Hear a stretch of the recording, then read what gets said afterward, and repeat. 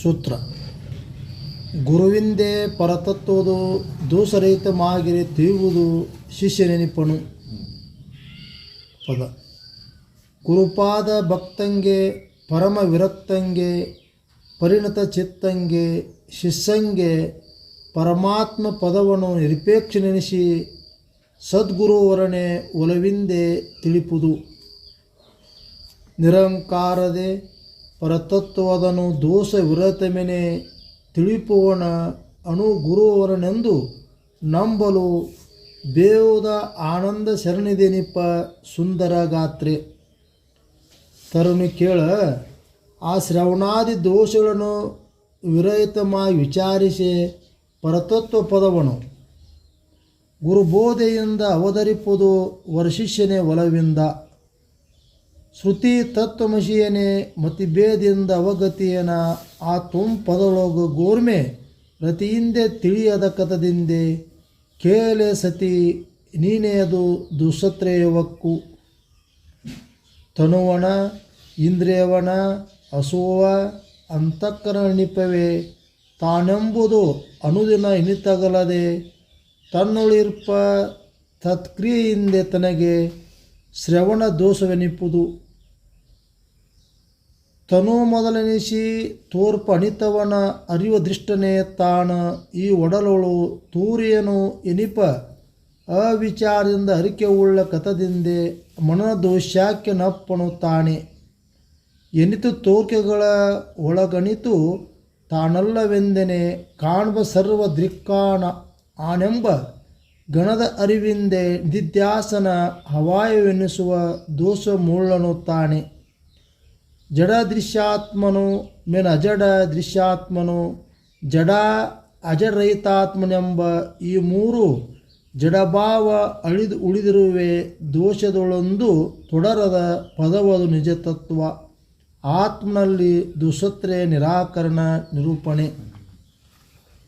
ಸೂತ್ರ ಗುರುವಿಂದೇ ಪರತತ್ವವದು ದೋಷರಹಿತಮಾಗಿರೆ ತಿಳಿಯುವುದು ಶಿಷ್ಯನೆನಿಪನು.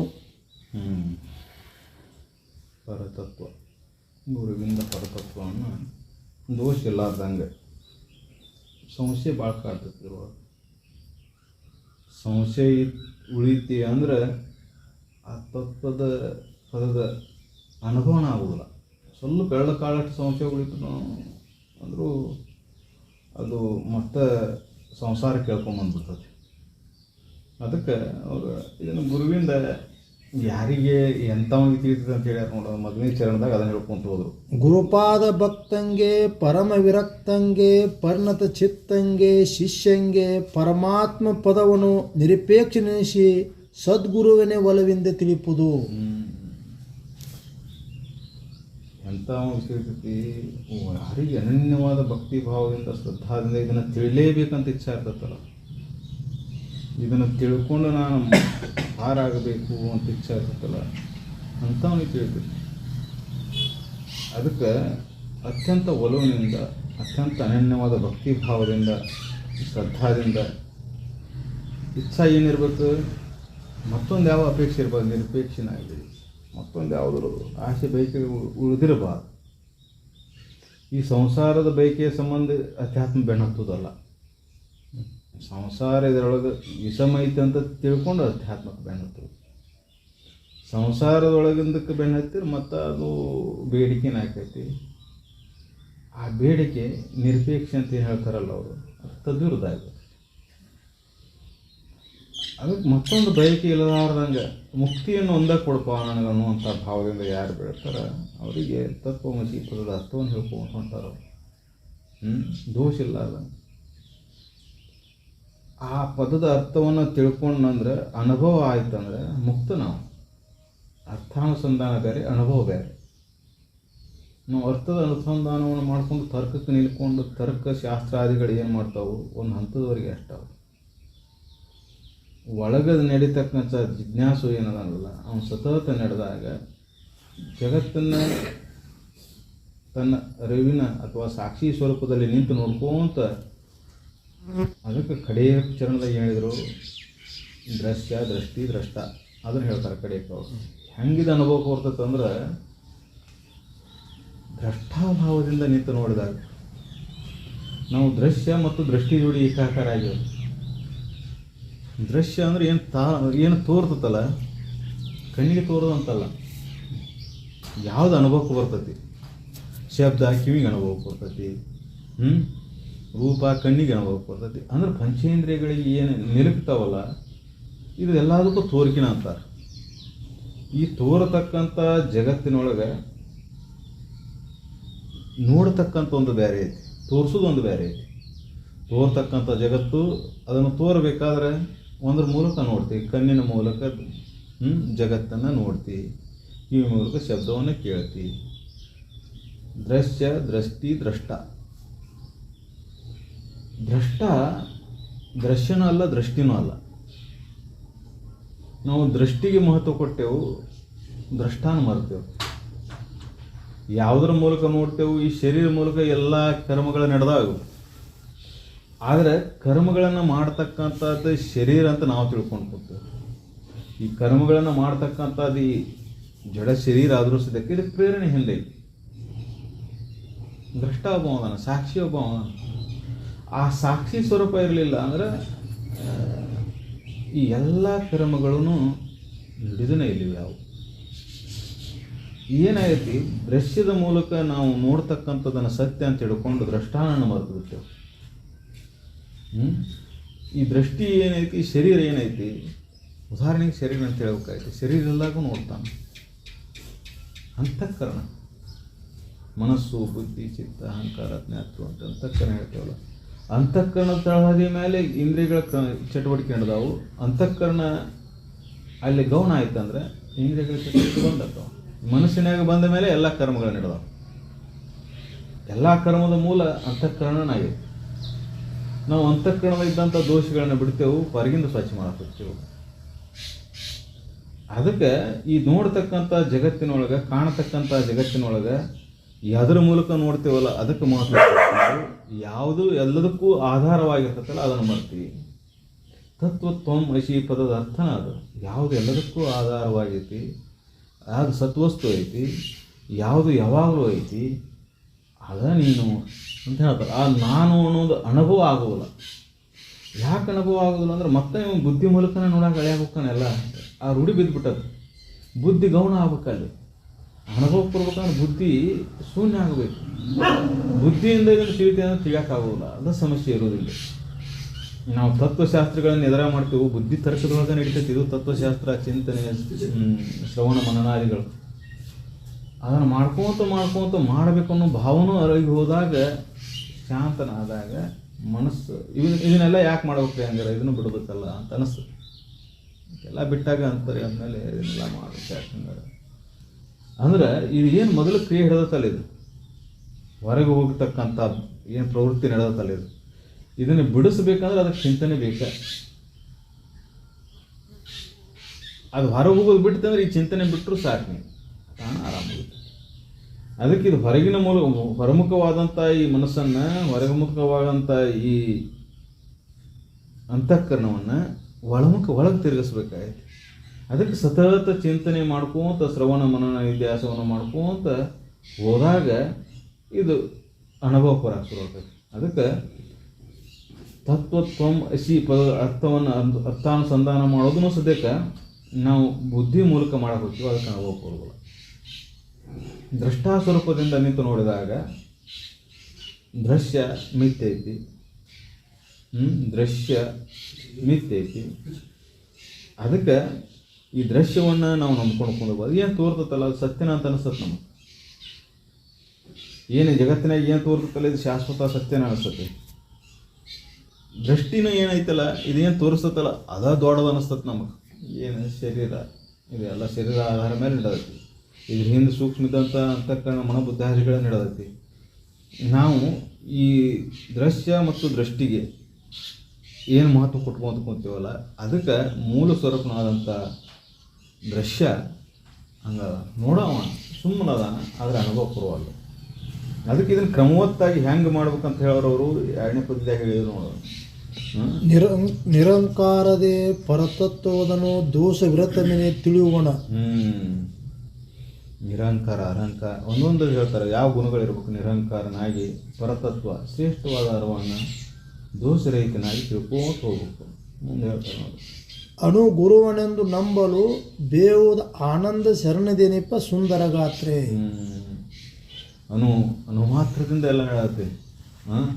ಅಣುವಿನ ಅಣುವಾಗಿ ಪರತತ್ವ ಹೆಂಗೈತೆ ಅಂದರೆ ಆಕಾರ ರೂಪ ಇಲ್ಲ, ಎಲ್ಲ ಚರಾಚರಗಳಲ್ಲಿ ಐತಿ ಅಂತ ಹೇಳ್ತಾರೆ. ಅಣುವಿನಲ್ಲಿ ಐತಿ, ಎಲ್ಲ ಕಡೆ ಐತಿ ಅಂತ ಹೇಳ್ತಾರೆ. ಅದನ್ನು ಪರತತ್ವವನ್ನು ಇದನ್ನು ತಿಳಿದು ಹೆಂಗೆ ಗುರುವಿನಿಂದ ಒಂದು ಎಳಿ ಮೂಲಕ ಅದನ್ನು ಹೆಂಗೆ ತಿಳಿಸಬೇಕು ಅನ್ನೋದನ್ನು ಗುರು ಒಂದು ಅಣುವಿನಿಂದ ತಿಳಿಸ್ತಾನೆ, ಒಂದು ಉಪಾಯದಿಂದ. ಅಂದರೆ ಇದು ತಿಳಿಯುವಂಥದ್ದು ವಸ್ತು ಅಲ್ಲ, ಬುದ್ಧಿ ಮೂಲಕ ತಿಳಿಬೇಕಂತ ಹೋದ್ರೆ ತಿಳಿಯೋದಿಲ್ಲ. ಆ ಬುದ್ಧಿನೂ ಬುದ್ಧಿನೂ ವಿಚಾರ ಮಾಡೋದು ಬಿಟ್ಟು ಶೂನ್ಯ ಆಗುವವರೆಗೂ ಹಂಗೆ ಅರಿಬೇಕು ಕೇಳಬೇಕನ್ನೋ ಭಾವನೂ ಅಡಗಬೇಕು. ನಾ ತಿಳ್ಕೊಬೇಕು ಇದನ್ನು ಭಾವನೂ ಅಡಗಿದೆ ನಿಂತಾಗ ಇದು ಅನುಭವ ಕೊಡ್ಬೇಕು ನಾವು. ಅದಕ್ಕೆ ಎಲ್ಲಿವರೆಗೆ ನಾ ಇದನ್ನು ಕೇಳಬೇಕು, ಪಡಿಬೇಕು, ಹೊಂದಬೇಕು ಅನ್ನೋ ಇಚ್ಛೆ ಆಗ್ತೈತಿ, ಅಲ್ಲಿವರೆಗೆ ಅನುಭವ ಕೊಡೋದಿಲ್ಲ. ಅದು ಇಚ್ಛೆ ಇರಬಾರ್ದಂತಲ್ಲ, ಅದು ಅಡಗಬೇಕು. ಅದು ಅಡಗಬೇಕು. ಅದು ಯಾವಾಗ ಅಡಗ್ತತಿ, ತನ್ನಿಂದ ತಾನೇ ಅಡಗ್ತತಿ. ಯಾವಾಗಲೂ ಅದು ಒಂದು ಹಂತಕ್ಕೆ ಬಂದ ಮೇಲೆ ಇದೆಲ್ಲ ಶೂನ್ಯ ಅನ್ನೋದು ಒಳಗೆ ಅನುಭವಕ್ಕೆ ಬಂದ ಮೇಲೆ ಮನಸ್ಸು ತಾನೇ ನಿಂದ್ರಾಕ್ ಶುರು ಶ್ರವಣ ಮನನ ನಿತ್ಯ ಆಸೆ ಗಳಿಸೋದ್ರೆ ನಿಂತು ಹೋಗ್ತಾವೆ. ಅದಕ್ಕೆ ಋಷಿ ಮುನಿಗಳನ್ನು ಆ ಸ್ಥಿತಿಯನ್ನು ಮುಟ್ಟಿದವ್ರನ್ನ ನೋಡ್ರಿ, ಹೊರಗೆ ಯಾವ ಜಪ ಮಂತ್ರ ತಂತ್ರ ಯಾವ ಇರೋದಿಲ್ಲ. ಮಾಡಬೇಕು ಅನ್ನೋದು ಇರೋದಿಲ್ಲ, ಬಿಡಬೇಕು ಅನ್ನೋದು ಇರೋದಿಲ್ಲ. ಅಲ್ಲಿ ಯಾವ ಇಚ್ಛಾನೂ ಉಳಿದಿಲ್ಲ. ಸತ್ಸಂಗ ಮಾಡು, ಶ್ರವಣ ಮಾಡು, ಯಾವ ಇಚ್ಛಾನೂ ಇಲ್ಲ. ಯಾವಾಗಲೂ ಮನಸ್ಸು ಅಲ್ಲೇ ವಿರಮಿಸಿದ ಅವಾಗ ಮತ್ತೊಂದು ಚಿಂತನೆ ಮಾಡುವಂಥ ಅವಶ್ಯಕತೆಯಲ್ಲಿ ಉಳಿತೈತಿ. ಅದಕ್ಕೆ ಹಂಗೆ ಒಂದು ಅಣುವಿನಿಂದ ಇದನ್ನು ತಿಳ್ಕೊತ ಹೋದ್ರೆ ಅನುಭವಕ್ಕೆ ಬರ್ತೈತಿ. ಹೊರತಾಗಿ ಇಲ್ಲಿ ಕಠಿಣ ಆಕೈತಿ ಭಾಳ. ತರುಣಿ ಕೇಳ, ಆ ಶ್ರವಣಾದಿ ದೋಷಗಳನ್ನು ವಿರತವಾಗಿ ವಿಚಾರಿಸಿ ಪರತತ್ವ ಪದವನ್ನು ಗುರುಬೋಧೆಯಿಂದ ಒದರಿಪುದು ವರ ಶಿಷ್ಯನೇ ಒಲವಿಂದ. ಶ್ರವಣದಾಗ ಮುಖ್ಯವಾಗಿ ದೋಷ ಇರೋದು ಯಾವುದಪ್ಪ ಅಂದ್ರೆ, ಶ್ರವಣದಿಂದ ಮನನ ನಡಿಲಾರ್ದಂಗೆ ಶ್ರವಣ ಮಾಡಿದ್ರೆ ಅದು ದೊಡ್ಡ ದೋಷ. ಅರ್ಥಾತ್ ಏನಪ್ಪ ಅಂದ್ರೆ ಅಲ್ಲಿ ಅಂತಃಕರಣಕ್ಕೆ ಮುಖ್ಯವಾಗಿ ಶ್ರವಣ ಆಗೋದು. ಶ್ರವಣ ಅಂದರೆ ನಾವು ಕಿವಿಲಿ ಕೇಳಿ ಬಿಟ್ಟು ಹೋಗೋದು ಶ್ರವಣ ಅಲ್ಲ. ಏನೋ ಬಂದಿದ್ವು ಅಂತ ಕೂತೀವಿ, ಕೇಳಿದ್ವಿ, ಬಿಡ್ತೀವಿ ಅಲ್ಲ. ಅದು ಅಂತಃಕರಣಕ್ಕೆ ಮುಟ್ಟಿ ಅದ್ರ ಬಗ್ಗೆ ಚಿಂತನೆ ನೀಡಬೇಕು, ಮನನ ಶುರು ಆಗಬೇಕು. ನಿನಗೆ ಮನನ ನಡೀಲಿಕ್ಕಂದ್ರೆ ಶ್ರವಣದಲ್ಲಿ ದೋಷ ಇದೆ ಅಂತ ಅರ್ಥ. ನಿನ್ನ ಶ್ರವಣ ಸರಿಯಾಗಿ ಆಗಿಲ್ಲ ಅಂತ ಅರ್ಥ. ಅಂದ್ರೆ ಯಥಾ ಪ್ರಕಾರವಾಗಿ ಎಂದಿನಂತೆ ಕಾಮ, ಕ್ರೋಧ, ಲೋಭ, ಮೋಹ, ಮನೋಸ್ತ್ರಾದಿಗಳು ಹಂಗೆ ಉಳ್ದ ಬಿಡ್ತಾವೆ. ನೀ 1000 ವರ್ಷ ಶ್ರವಣ ಮಾಡೀನಿ, ಅದು ಮನನಕ್ಕೆ ಬರಲಿಲ್ಲ ಅಂದ್ರೆ ವ್ಯರ್ಥನ ಆಗೋದು. ಅದನ್ನು ಹಿಡಿಯುವಂಥ ಪಾತ್ರತೆ ನಿನ್ನಲ್ಲಿ ಉಳಿದಾಗ ಅದು ಒಳಗೆ ಉಳ್ಕೊಂತತಿ, ಅವಾಗ ಮನನ ಶುರು ಆಕತಿ. ಇಲ್ಲಿಕಂದ್ರೆ ಶ್ರವಣ ಏನಾಕತ್ತಪ್ಪ ಅಂದ್ರೆ ಕೊಡ ದಪ್ಪ ಹಾಕಿ ನೀರು ಸುರಿದಂಗೆ ಆಕತಿ. ಮ್ಯಾಲೆ ತುಂಬುತ್ತದೆ. ಎಷ್ಟು ಜಲಪಾತನ ಅದ್ರ ಮೇಲೆ ಬಿದ್ದರೂ ತುಂಬುದಿಲ್ಲ. ಶ್ರವಣ ಆಗಬೇಕಾಯ್ತಂದ್ರೆ ಅದಕ್ಕೆ ಮೊದಲ ಭೂಮಿಕೆ ತಯಾರಾಗಬೇಕು. ಒಳಗೆ ಅಂತಃಕರಣದೊಳಗೆ ಹಿಡಿಬೇಕಂದ್ರೆ ಭೂಮಿಕೆ ತಯಾರಾಗಬೇಕು. ಆ ಭೂಮಿಕೆ ನಮ್ಮ ಭಾರತೀಯ ಜೀವನ ಪದ್ಧತಿ ಒಳಗೆ ಮೊದಲು ಅಳವಟ್ಟಿತ್ತು. ಯಮ ನಿಯಮಾದಿಗಳ ಆಚರಣೆ, ನೀತಿ ಪರಿಪಾಲನೆ, ಇವನು ಸಹಜವಾಗಿ ಎಲ್ಲ ಜೀವನ ಕ್ರಮ ಅಷ್ಟು ಉತ್ತಮವಾಗಿತ್ತು. ಅದನ್ನು ಬರ್ತಾ ನಾವು ಪಾಶ್ಚಿಮಾತ್ಯ ಅನುಕರಣೆ ಮಾಡ್ಕೋತ ವಿಷಯ ವಸ್ತುಗಳಿಗೆ ಬೆನ್ನು ಹತ್ಕೊಂಡು ಆ ನೀತಿ ತಳಪಾಯವನ್ನು ಕೆಡಿಸ್ಕೊಂತ ಹೊಂತೀವಿ. ಅದಕ್ಕೆ ಶ್ರವಣದ ಪಾತ್ರತೆ ಇರಲಿಲ್ಲ ಅಂದರೆ ಅದ ಶ್ರವಣದ ದೋಷ. ಅದು ಶ್ರವಣ ಅಂತಃಕರಣಕ್ಕೆ ಮುಟ್ಟುವಂಗೆ ನೀನು ಶ್ರವಣ ಆಯ್ತು ಅಂದ್ರೆ ಮನ ನಡೀತೈತಿ. ಆ ಮನನ ನಡೆದಾಗ ಅಂತಃಕರಣದಲ್ಲಿ ದೋಷಗಳು ನಿವಾರಣೆ ಆಗ್ತಾವೆ. ಅದಕ್ಕೆ ಈ ದೋಷ ಇರಲಾರ್ದಂಗೆ ಶ್ರವಣ ಮಾಡ ಅಂತ ಹೇಳ್ತಾರೆ. ದೋಷ ಅಳಗಿರಬೇಕು, ದೋಷ ಅಳೆದಿರಬೇಕು, ಹಂಗೆ ಶ್ರವಣ ಮಾಡ ಅಂದ್ರೆ ಏನಪ್ಪ ಅರ್ಥ ಅಂದರೆ ಅತ್ಯಂತ ಅನನ್ಯವಾದ ಶ್ರದ್ಧಾದಿಂದ ಏನು ಮುಕ್ಷತ್ವ ಭಾವ, ಮುಕ್ತನಾಗಬೇಕನ್ನೋ ಇಚ್ಛಾ, ಈ ಮುಕ್ತನಾಗಬೇಕನ್ನೋ ಇಚ್ಛಾ ಪದೇ ಜಾಗ್ರ ಮಾಡ್ಕೋಬೇಕು ನಾವು. ಮತ್ತೊಂದು ಶ್ರವಣ ಮಾಡ್ತೀವೋ ಬಿಡ್ತೀವೋ ಗೊತ್ತಿಲ್ಲ, ಮುಕ್ತನಾಗಬೇಕನ್ನೋ ಇಚ್ಛಾ ಏನೈತಲ್ಲ, ಈ ಜನ್ಮದಾನ ಇದರಿಂದ ಮುಕ್ತನಾಗಲೇಬೇಕಪ್ಪ. ಈ ಸಂಸಾರ, ಇದು ಈ ಜಗತ್ತು, ಇದು ಎಂದಿರುಪಿನ ನಿಜ ಸುಖದಲ್ಲಿ ಅಂತ ಹೇಳ್ತಾರೆ. ಇನ್ನೊಂದು ಭವದಂಧಗಳನ್ನೆಲ್ಲ ಅಳೆದೊಡ್ಡು ಹೆಂಗಿದ್ದೇನಪ್ಪ ಈ ಶಿವಣ್ಣದವ್ರಂಗೆ ಅಜ್ಜವ್ರಂಗೆ ಯಾವಾಗಿದ್ದೇನಪ್ಪ ಇದನ್ನೆಲ್ಲನೂ ತೆಗೆದು ಹಾಕಿ ಒಳಗಿನ ಗೊಂದಲಗಳನ್ನೆಲ್ಲ ತೆಗೆದು ಹಾಕಿ ನಿಶ್ಚಿಂತನಾಗಿ ಏನಿದ್ದೇನಪ್ಪ ಜಗತ್ತಿನಾಗ ಏನಾರ ಮಾಡಿ ನೀನು ಏನಾರ ಪಡಿಬೇಕಂತ ಹೊಂಟಿ ಅದು ಗೊಂದಲಕ್ಕೆ ಬೀಳ್ತೈತಿ. ಅದು ನಿನ್ನ ಅಂತಃಕರಣ ಸಮವನ್ನು ಹಾಳು ಮಾಡ್ತೈತಿ, ಅದು ಶಾಂತಿಯನ್ನು ಹಾಳು ಮಾಡ್ತೈತಿ. ನೀನು ಪಡಿಬೇಕು ಅನ್ನೋ ಬಯಕೆ ನೀನೊಳಗೆ ಅಳದು ಹೋತೆ ಅಂದ್ರೆ ಶಾಂತಿ ತನ್ನಿಂತಾನೆ ನಿಲ್ಸ್ಕೊಂಡು ಬರ್ತದೆ. ಅದಕ್ಕೆ ಆ ಇಚ್ಛಾ ಸದೇಚ್ಛೆ ಪುನಃ ಪುನಃ ಜಾಗ ಇಚ್ಛಾ ಇರಬಾರ್ದು. ಇದು ಸದೇಚ್ಛೆ ಅಂತಾರೆ. ಏನು ಮೋಕ್ಷತ್ವ ಭಾವ. ಜಗತ್ತಿನಾಗ ಏನರ ಪಡಿಬೇಕನ್ನೋ ಏನರ ಮಾಡ್ಬೇಕನ್ನೋ ಅದು ಸದೇಚ್ಛೆ ಅಲ್ಲ. ಅದು ಹೇಳ್ತಾರೆ ಸದೇಚ್ಛೆ ಅಂದ್ಕೂಲೆ ಪೂಜೆ ಮಾಡೋದು, ಪುನಸ್ಕಾರ ಮಾಡೋದು, ಯಜ್ಞ ಮಾಡೋದು, ಇವೆಲ್ಲ ಸದೇಚ್ಛೆ ಅಂತ ಹೇಳ್ತಾರೆ ಕೆಲವೊಂದು. ಅದು ಇವೆಲ್ಲ ಇಚ್ಛಾ ಅಲ್ಲ. ಇವೆಲ್ಲ ಮತ್ತೊಂದನ್ನು ಪಡಿಬೇಕಂತಲೇ ಮಾಡೋದು. ಇವೆಲ್ಲ ಯಾವುದನ್ನೂ ಪಡಿಬೇಕನ್ನೋ ಇಚ್ಛಾ ಇಲ್ಲ ಮಾಡುವಂಥದ್ದು ಏನೈತಲ್ಲ, ಒಂದೇ ಇಚ್ಛಾ ಅಲ್ಲಿ ಏನಪ್ಪ ಅಂದ್ರೆ ಮೋಕ್ಷತ್ವ. ಎಲ್ಲ ದ್ವಂದ್ವಗಳಿಂದ ಎಲ್ಲ ಈ ಚಿಂತನೆಗಳಿಂದ ಮುಕ್ತನಾಗೋದು. ಅದು ಯಾವಾಗ ನಡೀತೈತಿ? ಕಟ್ಟ ಕಡೆಕದು. ಅದಕ್ಕೆ ಅಲ್ಲಿವರೆಗೆ ಪ್ರಯತ್ನ ನಡೀತಾನೆ ಇರಬೇಕು. ಶ್ರವಣ ಮನನಾದಿಗಳು ಅಲ್ಲಿವರೆಗೆ ನಡೀತಾನೆ ಇರಬೇಕು. ಎಷ್ಟು ತೀವ್ರ ನಡಿಬೇಕಂದ್ರೆ ಆ ಮೋಕ್ಷತ್ವ ಭಾವ ಅಷ್ಟೊಂದು ಜೋರಾಗಿ ಸತತ ಅದ ಚಿಂತನೆ ಒಳಗೆ ಮುಗಿದ್ರೂ ತಪ್ಪನೇ ಇಲ್ಲ. ಸಂಸಾರದ್ದೇನು ಇದು ನಡೆಸ್ತಿರ್ತದೆ ಹಂಗೆ. ದಿನದ 24 ತಾಸು ಮೋಕ್ಷತ್ವ ಭಾವದಾಗುಳದು ಅದ್ರ ಬಗ್ಗಿನ ಬೆನ್ನು ಹತ್ತಿದ್ರು ಏನು ತಪ್ಪೇನಿಲ್ಲ. ಅದೇ ಜೀವನದ ಸಾರ್ಥಕತೆ. ಜೀವನದ ಸಾರ್ಥಕತೆ ಅಂದರೆ ಎದ್ರೊಳಗೆ ರೈತ ಅಂದರೆ ಯಾವೂ ಇಲ್ಲ. ಇಂದು ಬರ್ತೈತಿ, ನಾಳೆ ಹೋಗ್ತೈತಿ, ಮತ್ತೆ ಬರ್ತೈತಿ, ಮತ್ತೆ ಹೋಗ್ತೈತಿ. ಇವು ಎಲ್ಲ ಜಗತ್ತಿನ ವಿಷಯಾದಿಗಳು ಬರೋದು ಹೋಗೋದು ಇರೋದು ಸಹಜ ಪ್ರಕ್ರಿಯೆ ಇದೆಲ್ಲ.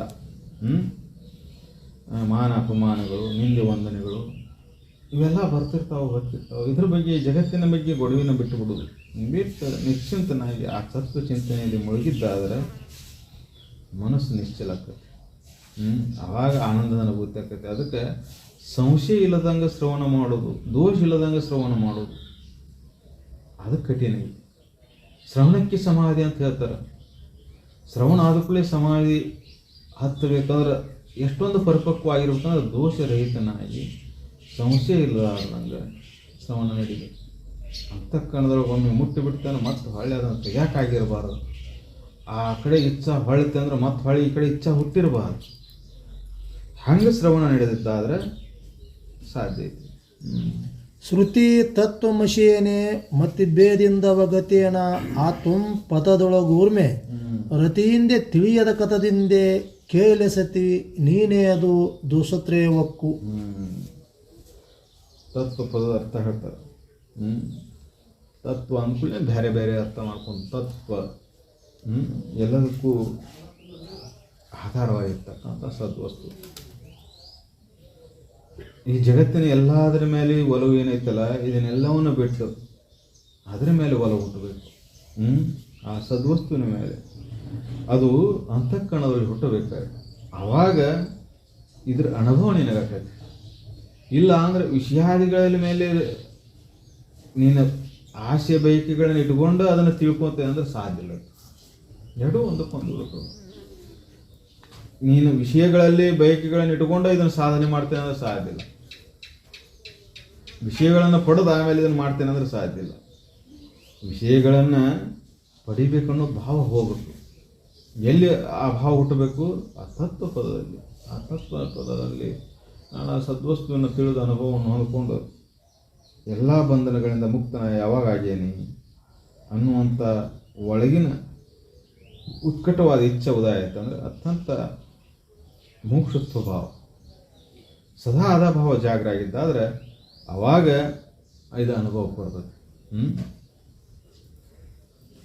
ತನುವಣ ಇಂದ್ರಿಯವಣ ಅಸುವ ಅಂತಃಕರಣಗಳೆನಿಪವೇ ತಾನೆಂಬುದು ಅನುದಿನ ಇನಿ ತಗಲದೆ ತನ್ನೊಳಿರ್ಪ ತತ್ಕ್ರಿಯೆಯಿಂದೆ ತನಗೆ ಶ್ರವಣ ದೋಷವೆನಿಪುದು.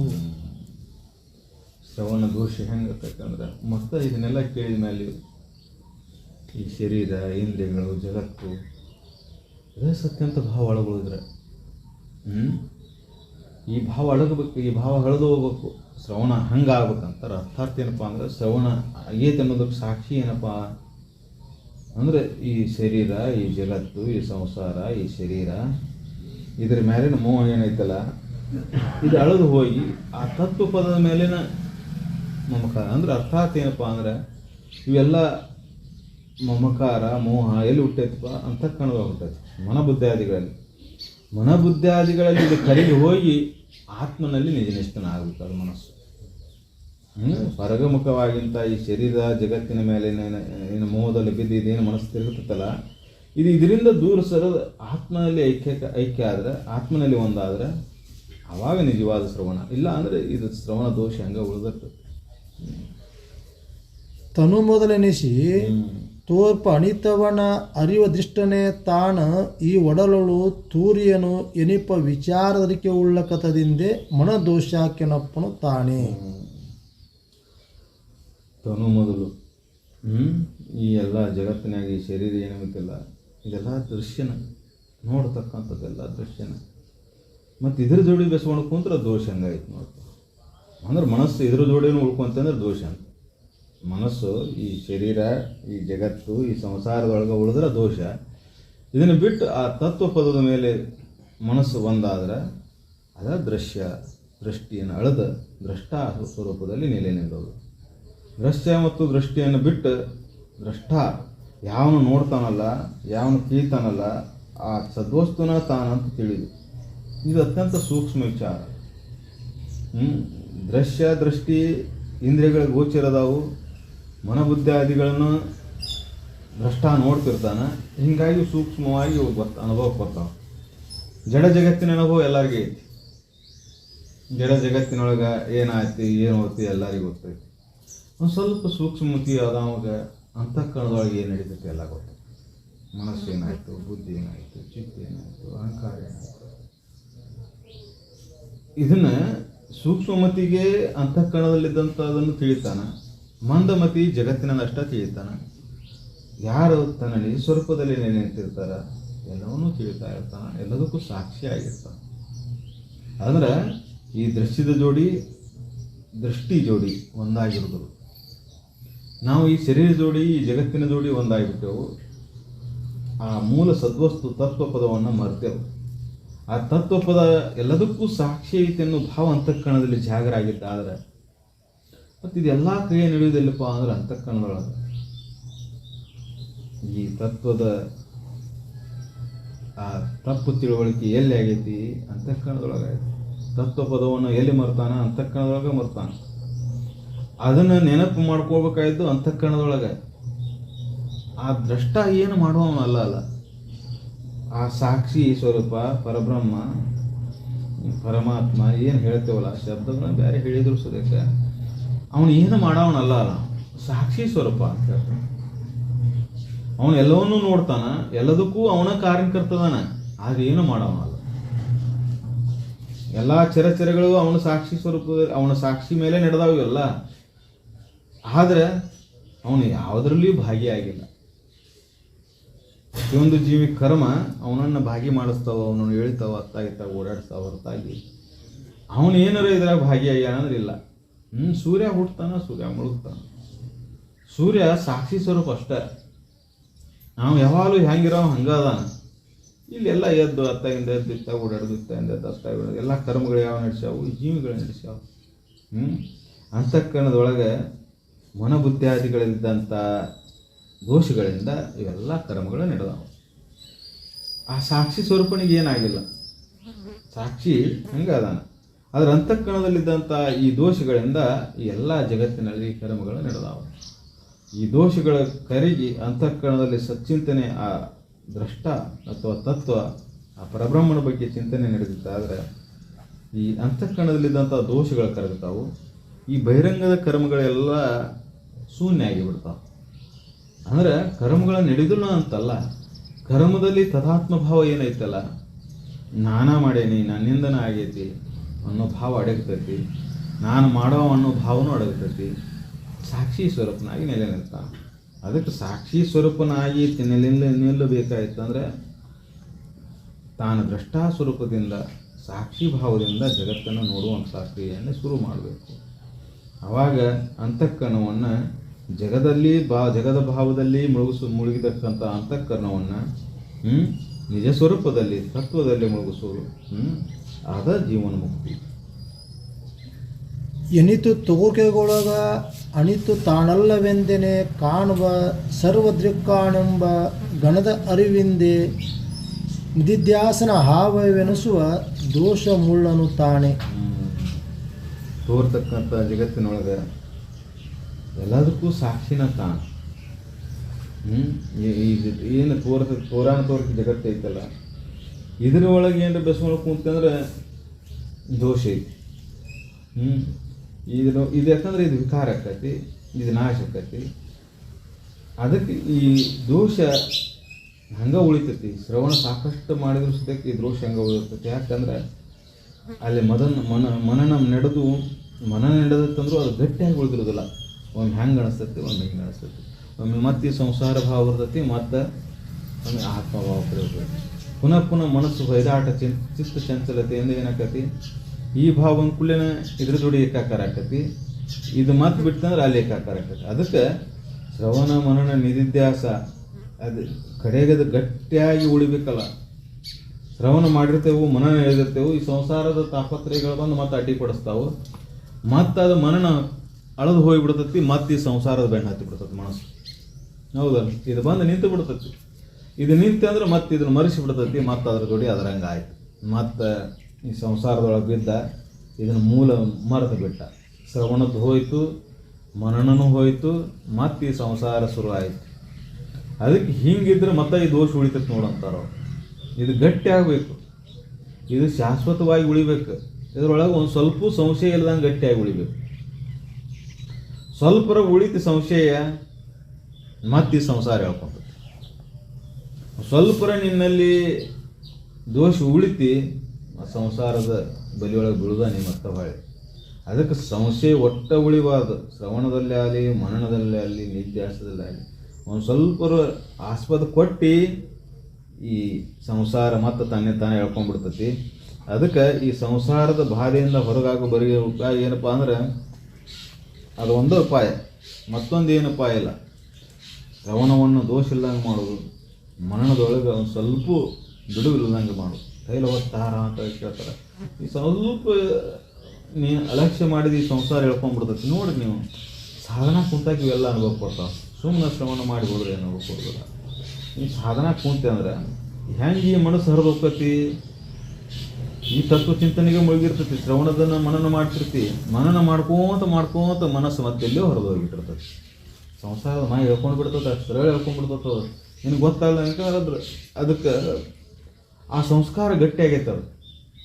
ಆ ಸಂಸ್ಕಾರ ಗಟ್ಟಿ ಆದಾಗ ಅದರಿಂದ ಹಿಂದೆ ಸರಿಯಾಕೆ ಪ್ರಯತ್ನ ಮಾಡಿದಾಗೂ ಸುದ್ದಕ್ಕೆ ಅದು ತೀವ್ರವಾಗಿ ಯಾವುದೇ ರೂಪದಿಂದ ಬಂದು ಸೇರ್ಕೊಂಡ್ಬಿಟ್ಟಿರ್ತದೆ. ಅದಕ್ಕೆ ಆ ದೋಷಗಳು ಹಂಗೆ ಉಳಿದಂಗೆ ಅದು ಪೂರ್ಣ ನಾಶ ಆಗುವವರೆಗೆ ಮನನ ನಡೀತಾನೆ ಇರಬೇಕು. ಎಷ್ಟು ಸಲ ಮಾಡಿದರೂ ಕಡಿಮೆನೇ ಇದನ್ನು ಮನನ ಪ್ರಯತ್ನ ಮಾಡೋದು, ಮತ್ತೆ ಮನಸ್ಸು ಮತ್ತೆ ಹೇಳ್ಕೊಂಬ ಅದನ್ನು ಇಲ್ಲಿವರೆಗೆ ಅಂದ್ರೆ ಅದು ಮನನ ಪ್ರಕ್ರಿಯೆ ಗಟ್ಟಿಯಾಗಿ ಉಳಿದು ಮನಸ್ಸು ಮತ್ತೆ ಹರಿದಾಡಿರ್ಬಾರ್ದು. ಅಲ್ಲಿ ಶಾಂತಾಗಿ ಹಂಗೆ ಉಳಿದ್ಬಿಟ್ಟಿದೆ. ಅಲ್ಲಿವರೆಗೆ ಅದನ್ನು ನಡೀತಾನೆ ಇರಬೇಕು. ಅದಕ್ಕೆ ಇದಕ್ಕೆ ಸಹಜ ಉಪಾಯ ಏನಪ್ಪ, ಸರಳ ಉಪಾಯ ಏನಪ್ಪ ಅಂದರೆ ಅತ್ಯಂತ ಅನನ್ಯವಾದ ಭಕ್ತಿ ಭಾವದಿಂದ, ಶ್ರದ್ಧಾದಿಂದ, ಇಚ್ಛಾದಿಂದ ಇದನ್ನು ಮಾಡ್ಕೊತ ಹೋದ್ವಿ ಅಂದರೆ ಮನನ ತಾನೇ ಗಟ್ಟಿಯಾಗಿ ಉಳಿತೈತಿ. ನಮಗೆ ಶ್ರದ್ಧಾ, ಇಚ್ಛಾ, ಬಯಕೆಯಲ್ಲಿ ಐತಿ, ಸಂಸಾರದ ಮೇಲೆ ಐತಿ. ಅದಕ್ಕೆ ಅದು ಬ್ಯಾಡ ಅಂದ್ರೂ ಬರ್ತೈತಿ. ನೋಡ್ರಿ, ಅದನ್ನು ಪ್ರಯತ್ನ ಮಾಡಿರೋದಿಲ್ಲ. ನೀವು ಸಾಧನ ಕುಂತು ವಿಚಾರ ಮಾಡಿ ನೋಡ್ರಿ, ನೀವು ಸಾಧನ ಕುಂತಾಗ ಅನುಭವ ಕೊಟ್ಟರು. ಈ ಸಂಸಾರದ ಬ್ಯಾಡ ಅಂತೇನು ಬಿಟ್ಟು ಹೋಗಿರ್ತೀವಿ, ಆದರೂ ಸಂಸಾರದ ಭಾಳ ಬರ್ತೈತಿ. ಯಾಕಂದ್ರೆ ಅದರ ಮೇಲೆ ಒಲವು ಇನ್ನೂ ಐತಿ ಅಂತ.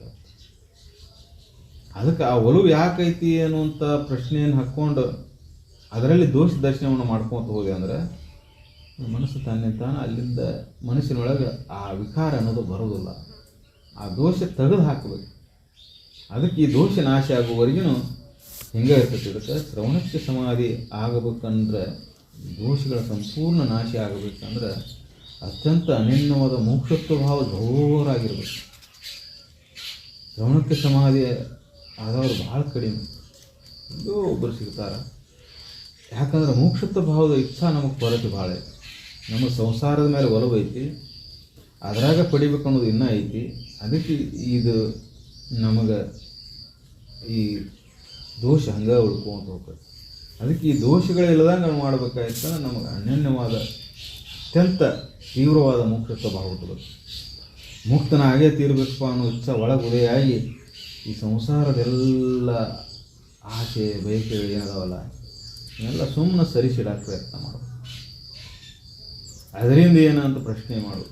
ಈ ಸಂಸಾರದೊಳಗೆ ಏನು ಬರ್ತತ್ತಲ್ಲ, ಏನೇನು ವಿಚಾರಕ್ಕೆ ಕುಂತಾಗ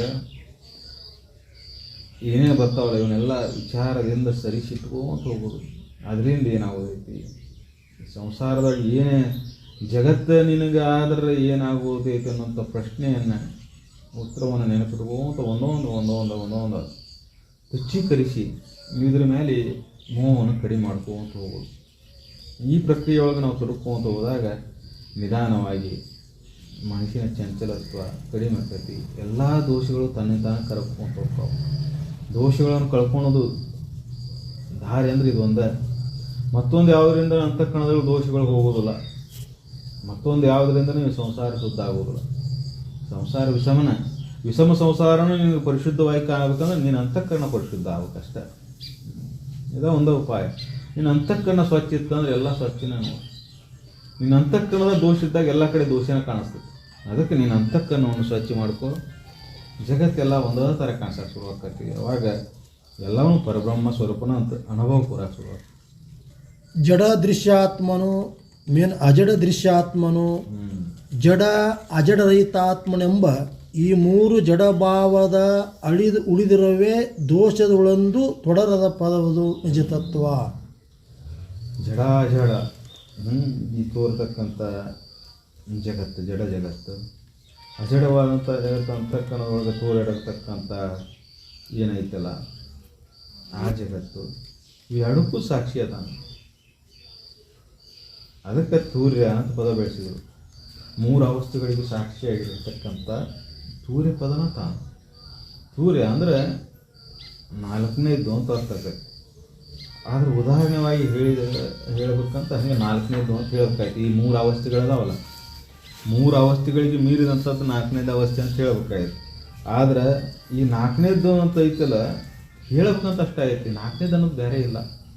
ಮೂರು ಅವಸ್ಥೆಗಳಲ್ಲಿ ಸಂಚಾರ ಮಾಡ್ತಕ್ಕಂಥ ಇರ್ತಕ್ಕಂಥ ಒಬ್ಬನ ಮೂರು ಅವಸ್ಥೆಗಳು ಅವನೊಳಗೆ ತೋರಿ ಅವನೊಳಗಡೆ ಅವು. ಮೂರು ಅವಸ್ಥೆಗಳಿಗೂ ಸಾಕ್ಷಿ ಸ್ವರೂಪ ಅವನ. ಆದರೆ ನೀನು ಮೂರು ಅವಸ್ಥೆಗಳನ್ನು ಮೀರಿ ನೀನದಿ ಅಂತ ಹೇಳೋದು ತತ್ವರ್ಯ ಅಂತ ಹೇಳಿದ್ರು. ಜಾಗ್ರ ಸ್ವಪ್ನ ಸುಸುಪ್ತಿ ಸ್ಥೂಲ ಸೂಕ್ಷ್ಮ ಕಾರಣ ಶರೀರಗಳು ಬರ್ತಾವೆ. ಇವು ಮೂರು ಅಲ್ಲ, ನೀನು ಇವು ಮೂರಕ್ಕೂ ಸಾಕ್ಷಿ ಇದಿ. ನೀನು ನಾಲ್ಕನೇದು ಅವನಿಗೆ ಬೇರೆ ಇದಿ ನೋಡಪ್ಪ. ಆದರೆ ಮೂರರೊಳಗೆ ಇಲ್ಲ ಅಂತಲ್ಲ ನೀನು. ಈ ಮೂರು ನೀನಲ್ಲ ಅಂತಲ್ಲ, ಮೂರರೊಳಗೂ ನೀನದಿ, ಮೂರಕ್ಕೂ ಸಾಕ್ಷಿ ನೀನದಿ. ಮೂರರೊಳಗೆ ನೀ ಏನಂತ ತಿಳ್ಕೊಂಡು ಕುಂತಿ ಅದು ನೀನಲ್ಲ. ಜಾಗ್ರದೊಳಗೆ ಈ ಸ್ಥೂಲ ಶರೀರವನ್ನು ತಿಳ್ಕೊಂಡು, ಕನಸಿನೊಳಗೆ ಸೂಕ್ಷ್ಮ ಶರೀರ ತಿಳ್ಕೊಂಡು, ನಿದ್ರೆಯೊಳಗೆ ಕಾರಣ ಶರೀರ ಅದಿ. ಆದರೆ ಮೂರೂ ನೀನಲ್ಲ, ಮೂರಕ್ಕೂ ಸಾಕ್ಷಿ ನೀನದಿ, ಮೂರಕ್ಕೂ ಆಧಾರ ನೀನದಿ, ಆಧಾರ ಸ್ತಂಭನ ನೀನು. ಅದೇ ಈ ಮಾಯೆ, ಇದು ತೋರ್ತಕ್ಕಂಥದ್ದೆಲ್ಲ ಮಾಯೆ. ಅದಕ್ಕೆ ಈ ಮಾಯೆ ಬೆನ್ನತ್ತಿ ಹೋಗಬೇಡ. ಮೂಲ ಸ್ವರೂಪವನ್ನು ತಿಳ್ಕೊ, ಆ ಸದ್ವಸ್ತುವನ್ನು ತಿಳ್ಕೊ. ಆ ಸದ್ವಸ್ತುನ ನೀನಂತ ತಿಳಿದೆ ಅಂದರೆ ಇವೆಲ್ಲ ಸುಳ್ಳು ಅನ್ನೋದು ಅನುಭವ ಬರ್ತದೆ. ಆತ್ಮನಲ್ಲಿ ದೋಷತ್ರಯ ನಿರೂಪಣೆ. ತಿರಿ ಅಂತಃಕರಣದೊಳಗೆ ಏನು ದೋಷಗಳಲ್ಲ, ಶ್ರವಣ ಮನನ ನಿಧ್ಯಾಸಗಳಲ್ಲಿ ದೋಷಗಳನ್ನು ಹೇಳಿದರು. ಆ ದೋಷಗಳನ್ನು ನಿರಾಕರಣೆ ಮಾಡ್ಕೊಂತ ಹೋಗೋದು ನಿಮಗೆ. ಓಂ ಶಾಂತಿ ಶಾಂತಿ ಶಾಂತಿ.